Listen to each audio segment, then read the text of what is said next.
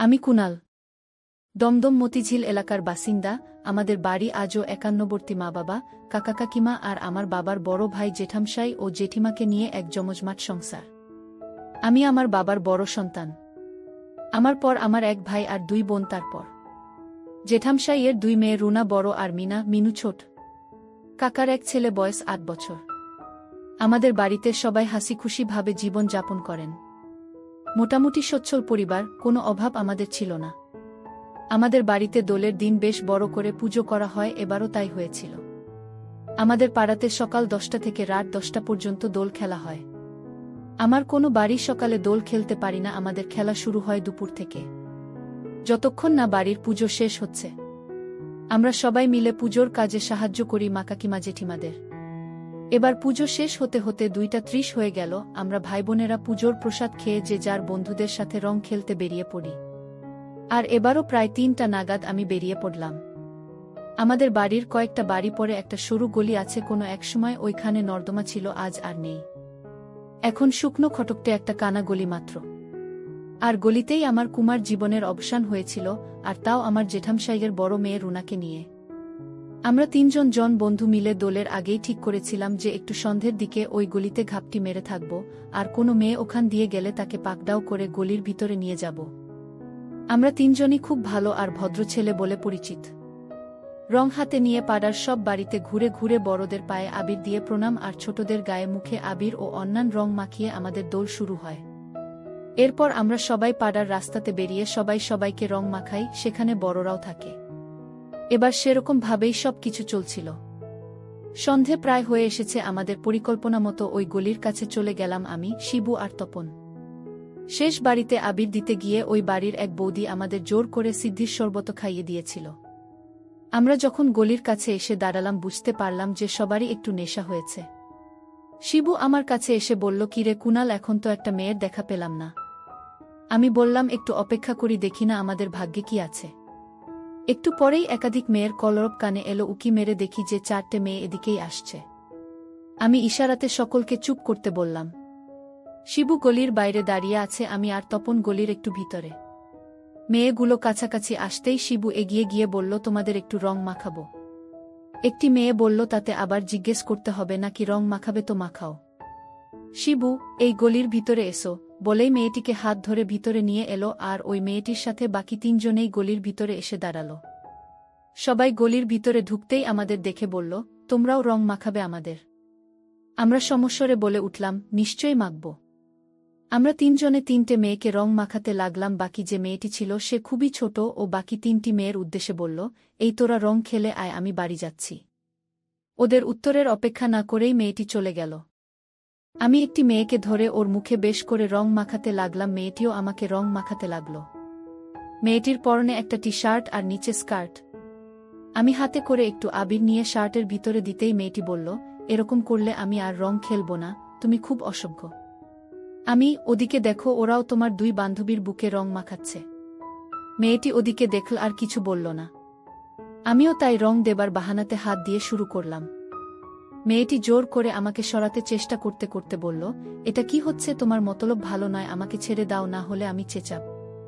আমি, চেঁচাও তুমি, লোকে জানলে তোমারই বদনাম হবে, আমাকে হয়তো একটু মারধর করবে, সে আমি সয়ে নেব, কিন্তু তুমি তো লোকের কাছে মুখ দেখতে পারবে না। আমার কথা শুনে মেয়েটি আর কিছুই বলল না। এবার আমি ওকে ঠেলে শিবু আর তপনের কাছে নিয়ে গেছি। শিবু এর মধ্যেই কাজ শুরু করে দিয়েছে।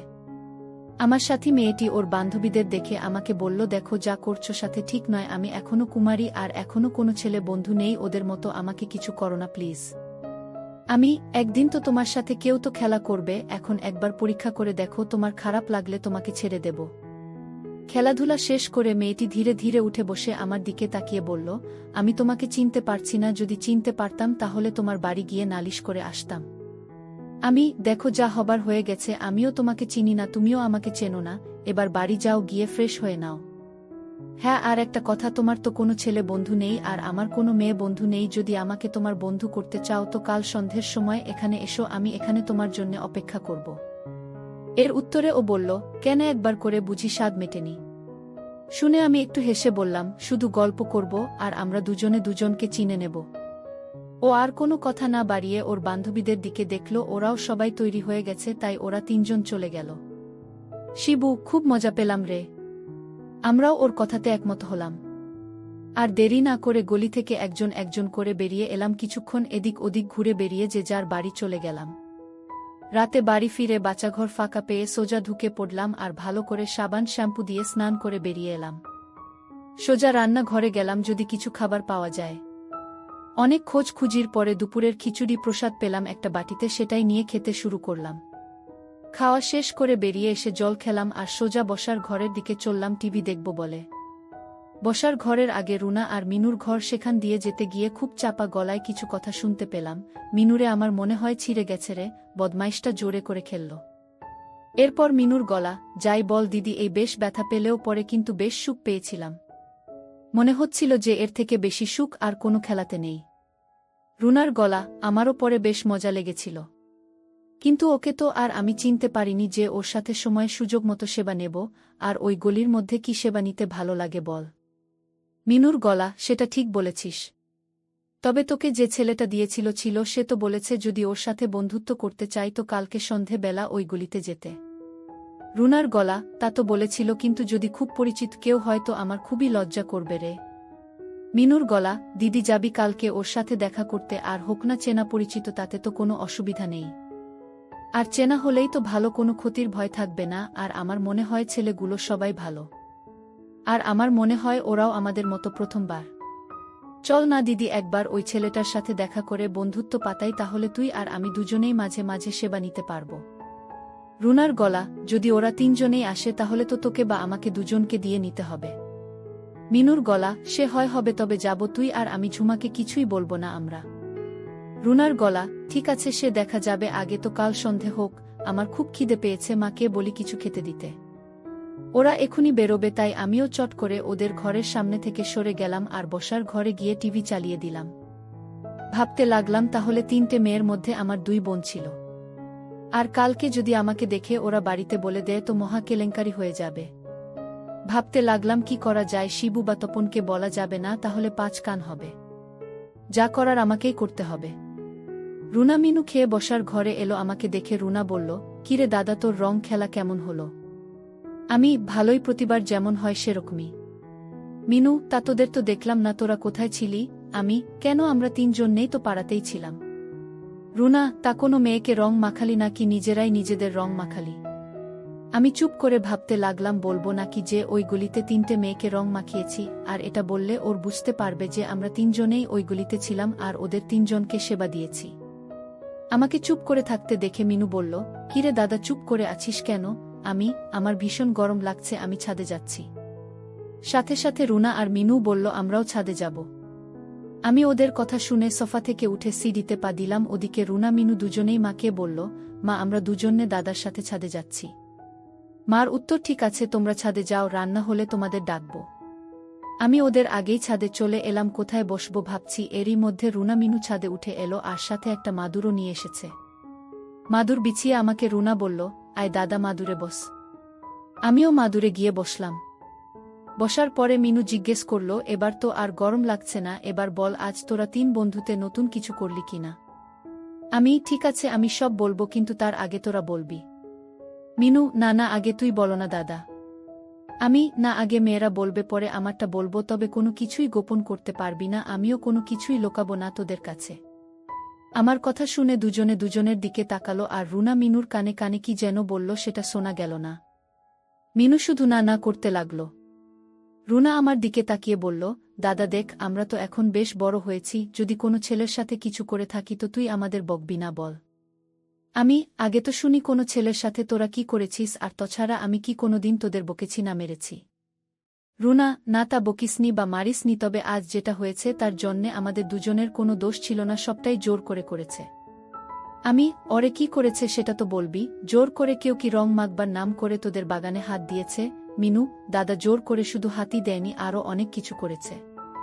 আমি মিনুর দিকে তাকিয়ে বললাম, তোদের চেনা ছেলে নাকি অন্য পাড়ার কেউ, আর এ ঘটনা কোথায় হলো? এবার রুনা বলল, ওরে উইয়ে আমাদের কয়েকটা বাড়ির পরে যে কানা গলি আছে সেখানে তিনটে ছেলে দাঁড়িয়েছিল আমরা কাছে যেতেই। তবে আমরা কেউই ওদের চিনতে পারিনি, রং মাখা মুখ আর অন্ধকার থাকার ফেলে কিছুই বুঝতে পারিনি ওরা কারা।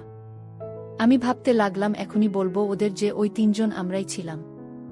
হঠাৎ রুনার কথায় ত্বক নড়ল। কিরে দাদা, চুপ করে আছিস কেন, কিছু বল।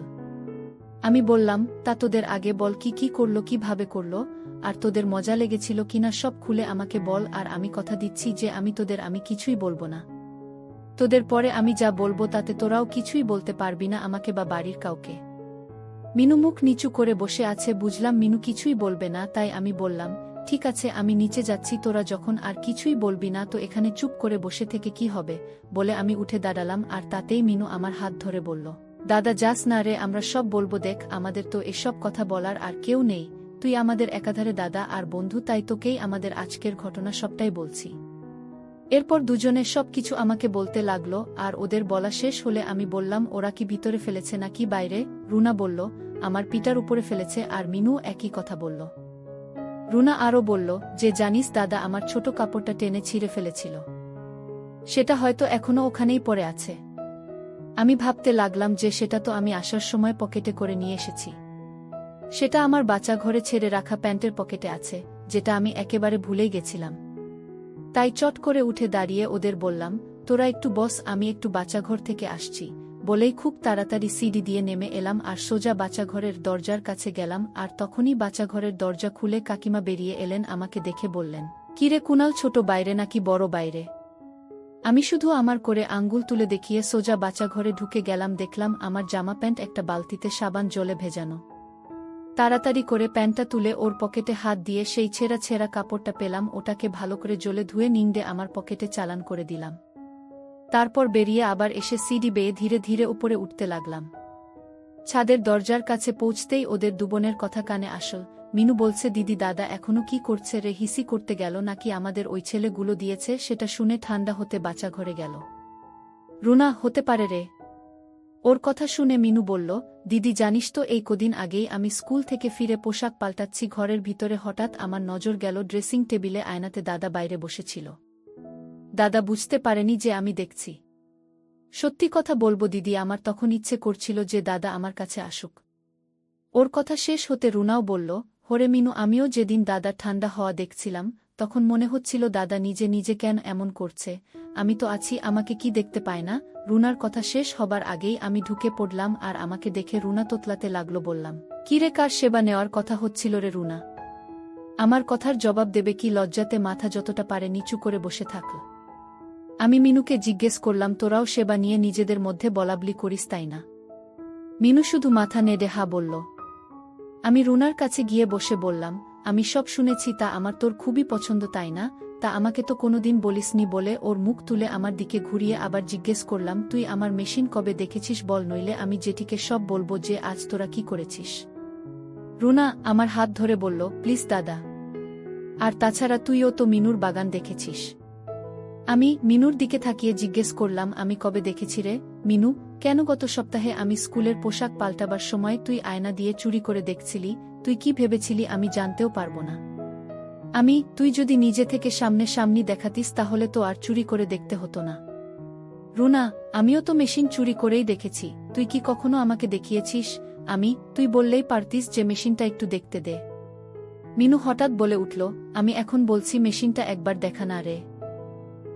এই তো আমার লক্ষ্মী বোন, দেখতে চাইছে তোকে দেখাবো, রুনাকে নয়। আর তার বদলে তোর বাগান আমাকে দেখাতে হবে কেমন? মিনু, দাদা আমি রাজি।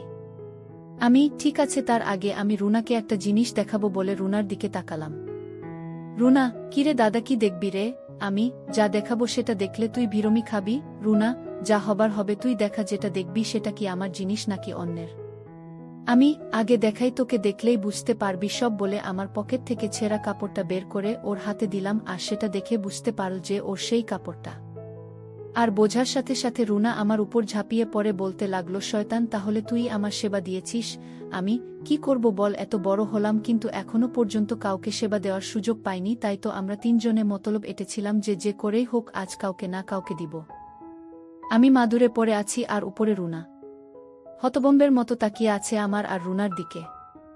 রুনা না উঠে বলল, দাদা জানিস, আমার স্বপ্ন ছিল যে তোর মতো কোনো রূপবান ছেলের কাছেই প্রথম সেবা নিব। তুই আমার স্বপ্ন সফল করলি রে আমার লক্ষ্মী দাদা। মিনু সব শোনার পর ধাতস্থ হয়ে শুধু বলল, যাক বাবা, বাইরের কেউ নয়, নিজের দাদার কাছেই যখন ইচ্ছে হবে এবার থেকে সেবা নিব। তবে আমার প্রশ্ন হচ্ছে, দিদিকে তো তুই, তাহলে আমাকে কে দিল? আমি বললাম, শিবু। কেন, তোর ভালো লাগেনি? মিনু, প্রথমে আমার প্রাণ বেরিয়ে যাচ্ছিল, তবে পরে বেশ মজা হয়েছে। শুনে রুনা বলল, এখনে থেকে আমরা বাইরের কারো কাছ থেকে সেবা নিব না, কারণ ঘরে আমাদের দাদা আছে। কি দাদা আমাদের সেবা দিবা না? আমি, কেন একটা বলছিস? তোদের সময় সুযোগ করে আমি ঠিক দেব, কোনো চিন্তা করিস না রে তোরা। মিনু আমার আরও কাছে সরে এসে বলল, কিরে দাদা, আমি তো সেই কখন থেকে বের করে রেখেছি, তুই তো একবার দেখলি না। আমি আর কথা না বাড়িয়ে দুজনকে নিয়ে কাজ শুরু করে দিলাম। কাজ শেষে রুনা মিনুকে নিয়ে নিচে নেমে গেল।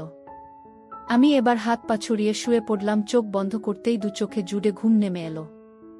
একটু পরে মনে হলো কে যেন আমাকে ধাক্কা দিচ্ছে, জোর করে চোখ খুলে দেখলাম যে কাকিমা আমার মুখের কাছে ঝুঁকে রয়েছে। আমাকে চোখ মেলে চাইতে দেখেই একটু মুচকি হেসে বলল, বাবা কি ঘুম তোমার? কুনাল, সেই তখন থেকে ডাকছি, ঘুমই আর ভাঙছে না তোমার? কাকিমা আমার থেকে কিছু বড় বয়সের বেশি তফাৎ না থাকায় আমাকে তুই না বলে তুমি করেই বলে। কাকিমা, ঘুম তো পাবেই, এত ধকল গেল তোমার? আমি, কিসের ধকল? আজ তো কোনো কাজই করিনি আমি। কাকিমা, কেন মিথ্যে কথা বলছো? দুটো মেয়ের খিদে মেটালে তাতে বুঝি ধকল কম হয়? আমি চোখ বড় বড় করে বললাম, কি বলছো তুমি এসব? কাকিমা, আর শাক দিয়ে মাছ থাকতে হবে না, আমি সব দেখেছি। একবার সেবা দেবে গো আমাকে, আমিও একটু শান্তি পেতাম। আমি বুঝলাম যে এখন রাগ ধাক করে কোনো লাভ নেই, বললাম, কেন? কাকু আছে তো। কাকিমা, ছাড় তো তোমার কাকুর কথা। উঠার আগে পড়ে যায়। আমার নজর অনেক দিন থেকেই তোমার উপর ছিল। পেলাম তোমাকে ঠিকই, কিন্তু ওই দুইজন আমার আগেই তোমাকে কবজা করে নিয়েছে। নিয়েছে তো নিয়েছে, তাতে আমার কি? শুধু মেশিনটা আমাকেও দিলে হলো। আমার হাত টেনে নিয়ে ঠেকিয়ে বলল, কি অবস্থা হয়েছে দেখেছ? ভিজে গেল। আমি হাত বের করে নিলাম। কাকিমা আমার হাত মুছিয়ে দিয়ে বলল, দেখলে তো কত খিদে। তারপর আমাকে বলল, রাতে আমি তোমার ঘরে যাব, তুমি দরজা ভেজিয়ে রাখবে, কিন্তু যদি তা না করো তো তোমার কপালে খুব দুঃখ আছে। তুমি ওই দুটোকে পাবে না। ওদের আমি সবাইকে বলে দেবার ভয় দেখিয়ে তোমার থেকে দূরে সরিয়ে দেব। আমি আর অন্য উপায় না দেখে বললাম, ঠিক আছে, তুমি যা বলবে তাই করব। এখনই ইচ্ছে করছে, কিন্তু এখন হবে না দিদি, রাতের খাবার বেডে ফেলেছে, চলো খেয়ে নেবে, আর ঘরে গিয়ে দরজা ভেজিয়ে শোবে, আমার সময় মতো ঠিক চলে যাব তোমার ঘরে। আমরা নিচে নেমে এলাম, সোজা গিয়ে খাবার টেবিলে বসলাম, দেখলে রুনা, মিনু, জ্যাঠা, বাবা, কাকা সবাই আমার জন্যে বসে আছে। আমরা সবাই খাওয়া দাওয়া সেরে যে যার মতো শুতে চলে গেলাম। আমি খবর টেবিল থেকে উঠতেই কাকিমা আমার কাছে এসে বললেন, যা বলেছি মনে আছে তো? আমি, ভুলি কি করে বলো? কাকিমা আমাকে চোখ মেরে চলে গেলেন। আমি কাকিমার চলে যাবার দিকে একটু তাকিয়ে মুখ ঘোরাতেই দেখি পুনু বা পূর্ণিমা, আমার নিজের বোন, আমার দিকে কেমন করে যেন তাকিয়ে আছে।